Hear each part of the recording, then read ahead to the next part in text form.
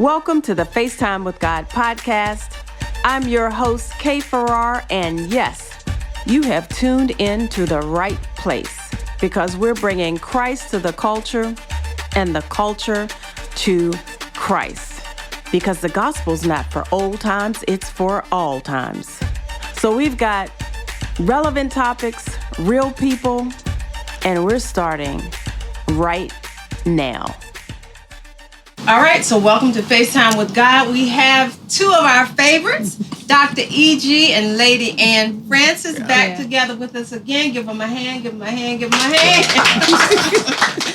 We are so, you guys were so wonderful the first time. Wow. We had to have you a second time, and you were so wonderful the second time we had to have you. We're honored. Thank you for coming back. You're welcome. And so, since y'all were so wonderful, let me stir up my plate. Okay. We call this the hot plate, so this might be kind of fun. Mm. These should be fun. So we're only going to have you, let's see, each of you pick one. Okay. And it's kind of a rapid response type thing, but just open it and whatever comes to mind. Sure. If you can't read these fast me, I might be able to decipher. Okay. All right. Whoever wants to go first. You want to go? Oh, you go. Okay. So you want to know what it says? Yeah. It asked me what's my favorite scripture, and then it asked me why. Okay. My favorite scripture is probably, I can do all things through Christ, which strengthens me. And so why? Because it reminds me, in my paraphrase, Dr. E.G. Remix, all things are doable by me because of Christ who empowers me to do it.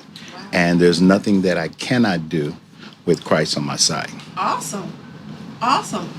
Good. So that means you can do another hot plate question. Sure. I'll try one. We'll let Okay. Mine says the best preacher of all time. And that is a little bit difficult for me to answer because I have so many favorites. So I'm going to say growing up was Bishop Limas Johnson, who always came to do a revival at our home church. Wow. And he was absolutely awesome. And he would come to run a week revival, but it ended up being the whole month of January. And so it was just like an amazing revival. The second one, of course, is my husband here. Aww. When we met, he was already a preacher, so he was preaching at a young age, and he was just, I thought he was just a wonderful minister in that he would get his message and his point across in under 20 minutes. And I never did like a long-winded preacher. So he was one of my favorites. And then, of course, my dad, who was just, he was just so energetic and so passionate in his ministry and his preaching. And he always had so many powerful points and wonderful ways that he would just expound on the word.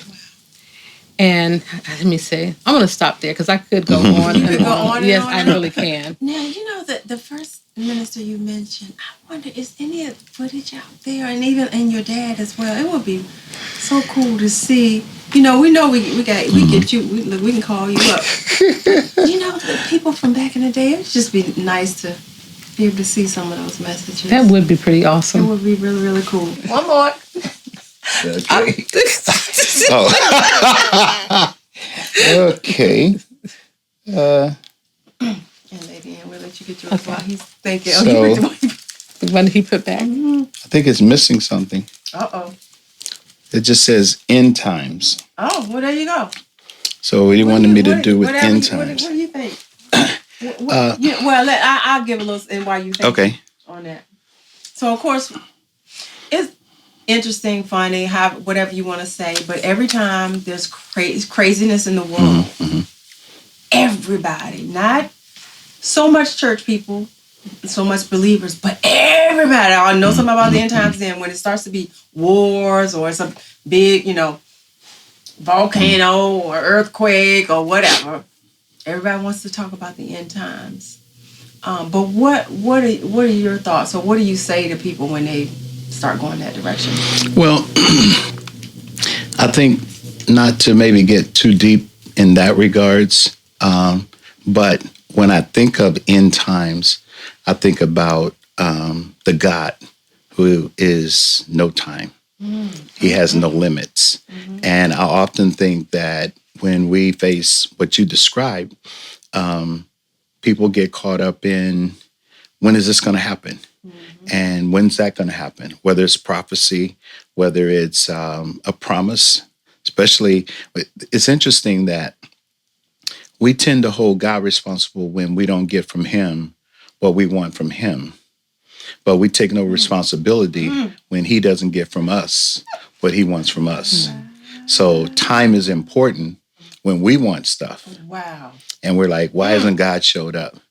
God told me this and God told me that. He promised he'd be here. Why isn't he here? Yeah.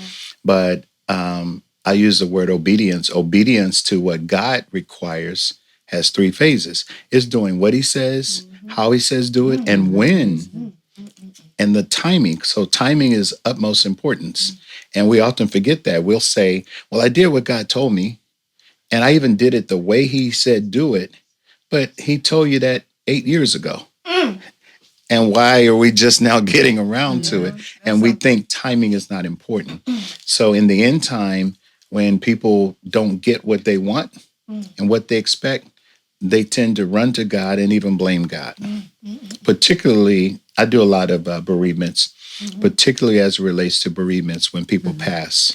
They're just like, why didn't I have more time? Why didn't God leave them here longer? And I know those are two a little bit different things, end time, the end of all ages, but to kind of answer that, the God of no limits and of no boundaries, the first and the last, the beginning and the end says, I will. The I am says, I will be with you throughout all time, no matter what that looks like. I love that. You a little bit too far for me to give you a high five. No, we can do it. I gave you one. I gave you one of them drawback ones. There you go. Those ones that you get, a technical on the basketball court. What is the wine? I'm winding way up on that one. Praise God. That was awesome. That was awesome. I want to come back on some timing, but we want to let Lady Ann get her question or her hot plate item. Well, read that for me, please. Okay. Yeah, No glasses. So I give you my version of this one. It says, where do you want to preach most? Okay. That's a question for you. What is No, this one was yours. Right. It was your question. Where do you want to preach most? Like where, when, what is an occasion where you were like, oh, I would want to speak on that? Is there something that triggers you to want to minister the word in particular?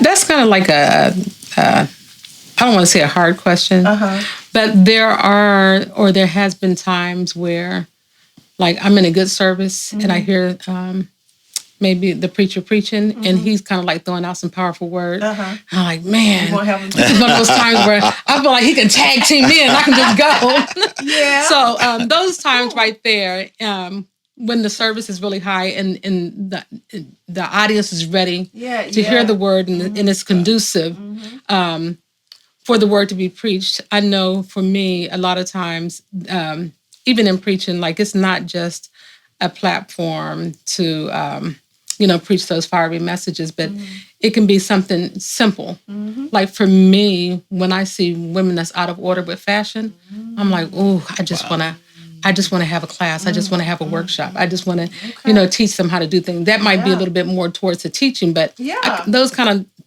two are kind of like interconnected, because that is important, and that is a part of our daily lives, and it is a part of being a Christian to make sure that we're representing Christ in a proper manner and in a good way. So awesome. I want to ask both of you so many follow-ups. But being that I got you back a third time, and I can't guarantee I'm going to be able to get you for... So these were our warm-ups, and these were so awesome. Our main topic tonight is back to parenting, right? Which to me is so needed, almost like what you're saying about the fashion. It's a similar type of feeling for this generation of parents. Like they need to hear wisdom. And with that, I want to go back to something you were saying, Dr. E.G., on the subject of timing and Ty recently. Would you be willing to share some of that testimony and, how God's timing was so amazing and all of that? Because it goes back into parenting and his faith to be able to believe. You imparted a lot of that, but just share some of that testimony. So, my son, Pastor Ty Francis, in Charlotte, North Carolina, is doing an amazing job there pastoring. And he's posted his story and his testimony on many of the social medias. And most of the resounding thing that I keep hearing and what I saw there was timing. Mm-hmm. It was about timing. And in short, at the very front end of it, so you can go there to hear the story of the completion. But at the front end of it, he got a phone call because he was going in for surgery that says, you're supposed to be here at, I'll say 12:30. Mm-hmm. We have an opening where you can come in at 11 o'clock. Okay. So he comes in at 11 o'clock. And at 11 o'clock, again, timing. Mm-hmm.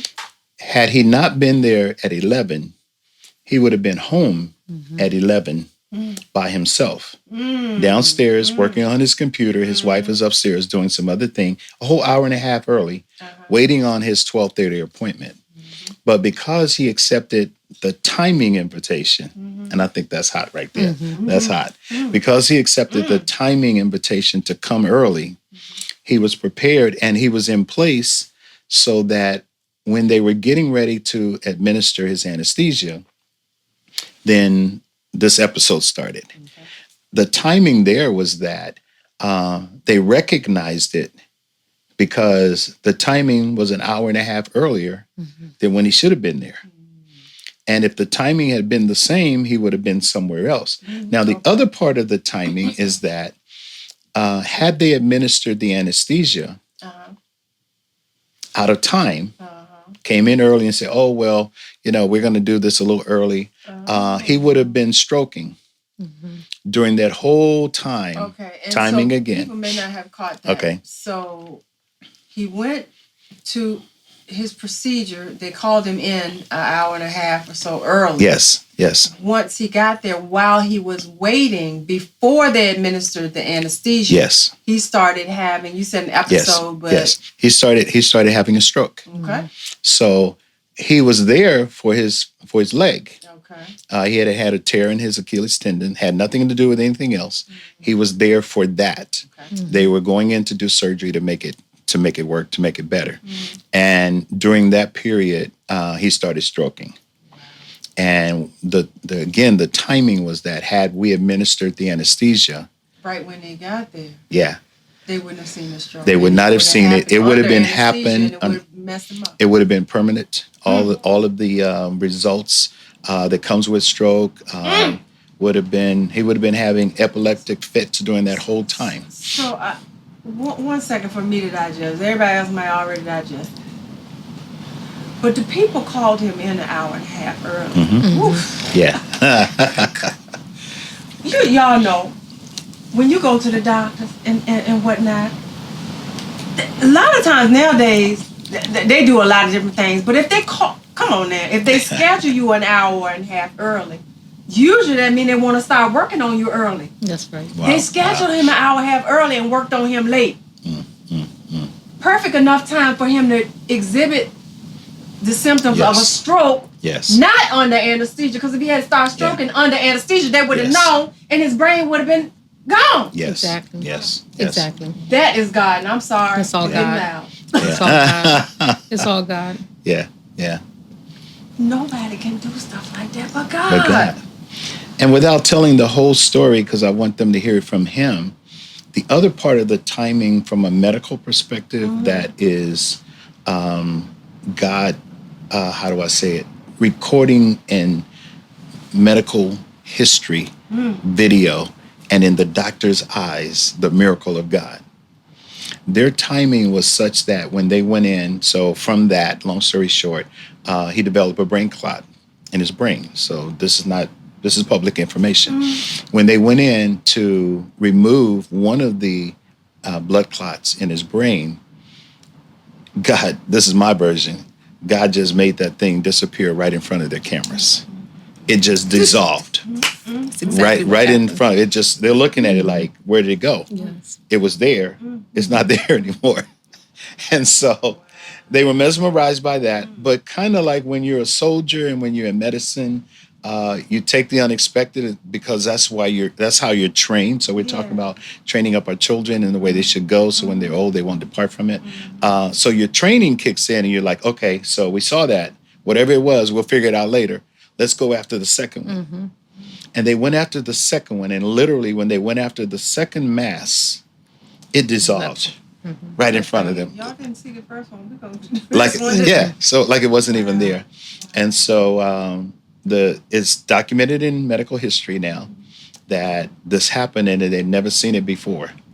And it's a tribute to the miracle, wondrous working power of God. Yeah. Because nothing else could do that. Absolutely. Nothing but God. Glory to his name. Isn't that amazing? Let me say that it did baffle the medical staff Yes. there as well. Like all the doctors and nurses that came in the room, they were saying that it had to have been a miracle. Yes. And that it had to have been the Lord. And so it to me, that was just a testament in the goodness of God, because all this was for God's glory and God's glory only. And so the amazing thing to me was that while he was stroking, he did have all the symptoms that a person that was having a stroke would have. Like, he couldn't move his right side. He couldn't talk. He was losing his vision in his right eye. But when he walked out of that hospital a few days later, he had no residue, no symptom of any strokes at all. His all his feelings was restored on his right side. His vision was restored, and his speech was restored as well. So when he walked out of there, nobody could tell that he was a stroke victim at all. And so I would like to put it this way: he wasn't a stroke victim; he was a stroke victor. He was victorious over that because of God's glory. He took charge, in my opinion, and stroked the stroke with the power of faith. It's so much to this because the day, the day or a couple of days around the same time when that happened, we were putting out the first episode with you all talking about parenting. Wow. Okay. Remember you brought that book, Prayers That Availeth Much? Yes. The confessions that you made over the kids. Wow. So God is all in this. Yes. But even as believing parents as well, how you raise them to have faith themselves, right? But then also the prayers that you prayed over your kids are still having residual, right? Yes. They're still working. Yes. Right? Still work. Yes. And so I just feel like that can speak volumes even for today's parents. Not just about the prayers and the seeds and things that were sown, but also from the miraculous standpoint, because I'm not going to lie to you, sometimes I do get discouraged, because I was talking with you earlier about, what is this? I really want to help people. But it's like sometimes people are like, girl, I don't need your help. Like, what, are you going to help me? Okay, what you going to? It's like, and sometimes it almost feels like this generation and even our culture, to me, and maybe it's just me, but it feels like, wow, it's almost like it's from the outside, it looks like some stuff is a lost cause.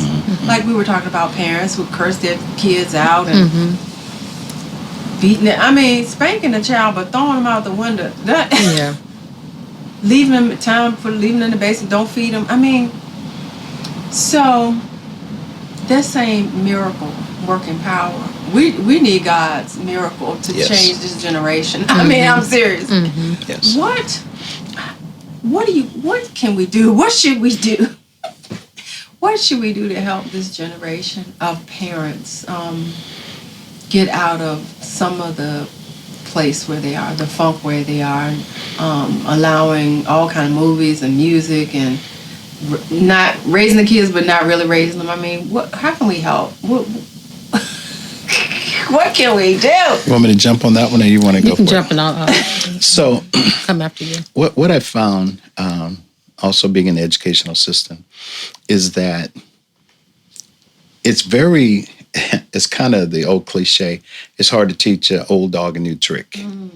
So at times it is more challenging to rescue the child through the parent because the child is there with the parent. And so if you can't teach the parent a new way of doing it because we're so involved and this is the way I've always done it, I don't know any different. And when you try to introduce a new concept to an old mind, the old mind can't wrap around it. Because this is the way I've always been doing it. And I don't know anything any different. We change our parenting techniques because we saw that we're just doing what they did, what the generations ahead of us did. And while it may be working, we want to do this different. And we consciously made a decision to do it different.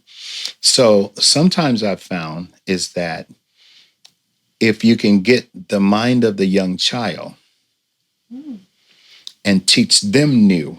Wow. And with prayer, when you send them back to the parents, what I found very challenging in my life, in my ministerial career, and just in my professional career, is I got to a place where God was showing me, I'm looking for the fathers to be my teachers, and they weren't always there. And what I heard God say to me during some of those times was, you have to be the teachers of the fathers. That's hard because you're spoiled by them, embracing you, hugging you, sharing with you this, that, and the other, correcting you and all of that. And now I have to be the teacher of them. And so with children, because they're so open, they're open to love, they're open to just being embraced. When you can instill a new concept in them, they get it right away. Now you have to find a way through the Spirit and through wisdom to teach it in a way that they can teach it to the parent. And so now the parent has grasped hold of it and they don't even know that they got a new concept. It's a totally different way of looking at it. Yeah, so can I use this quick story? Absolutely. I don't know how this is apropos, but I was sharing with my wife one day. So as a little kid, I get in trouble a little bit. And so being that we were Christians, I realized that they wanted me to read my Bible. Okay. And when I got threatened with what they called back in the day a whooping, nowadays you go to jail for even thinking about it. I run in my room and I put on 3 or 4 or 5 pair of pants to I probably shouldn't be telling this to some of the younger generations, right? But then I grabbed my Bible and I kneeled down in my bed and started reading my Bible. So I'm like, I know they're not going to beat me over the word. And sometimes it would work, and other times they would use the Bible to beat me. Not the literal Bible. They say, beat him, he won't die.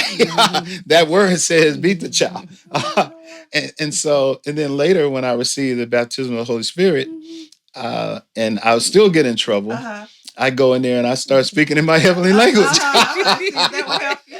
A couple of times it did. Other times they just like, okay, you're going to really need it when I get done with you. Now, how old were you? No, I can't divulge all of that. Oh but I was a little kid. Yeah. I was old enough to know better. Pastors or just Yes. Yes. I don't know why I didn't realize that. Yeah.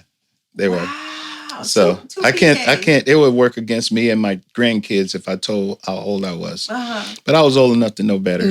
I was old enough to plot that to get out of the Now, consequences. Do you remember some of the things that you had done? Is it I remember them all. shareable items? I used to like to fight. You used to like to fight? Yeah. You used to fight? Yeah. You seem like the calmest. Thank you. God has worked a miracle in my life. I don't see that at all, but see, there you go. It's a I grew miracle, up. right? It is. It really is. I grew up in Gosh, you I got grew me up in an crying. environment where Oh, I saw people fighting all the time. They fought with words. They fought with can't see knives. They anybody. fought with guns. They fought with their And you grew up fists. in Ohio too? No, I grew up down south, a little bit further than that. I can't incriminate them either. But Don't tell it. I'm a Texan by birth. Thus Okay, Tex. Okay, Yes. okay. Y'all probably told me So, that before. but yeah, so I saw people fight in church, out of church, They around look like a church, Texan, though, on the don't other they? side of the church, It's and the inside of the church. and so Okay. I learned how to fight. And so now, while I was not good at fighting, what happened was I fight at school as an example. Uh-huh. I get in trouble at school. On my way home, I fight. The neighbors, I get it from them because that's when we were a community where everybody holds you responsible. Okay. So by the time I get home, I've gotten into 4 or 5 skirmishes, even with adults that reprimanded me because they saw me fighting. Wow. And I know I'm going to get another one when I get home. Uh-huh. So my concept was, well, hey, I'm going to make it worth it. You know. Look what the Lord has And so, Praise and I'll God. tell you that other story if you want to hear it later. But as a result, I learned how to fight with words instead. And I was really good at that. Okay. And that wasn't a good thing either. Okay. So that, in the end of your question, I learned how to talk people into fights. Okay. And now they're ready to fight. And And then I talk them out of it. I Well, would. Hey, I'm not mad. So I'm God has not been mad good at to me. that He at really all. has. I'm not mad at Please that at forgive all. me. If anybody out there and we've had this experience, please forgive me. God has changed me. Don't come looking for me. Colossians 3:23 and 24. And whatever you do, do it with all your heart as unto the Lord and not unto men, knowing that it's of the Lord that you shall receive the reward of the inheritance, because you serve the Lord.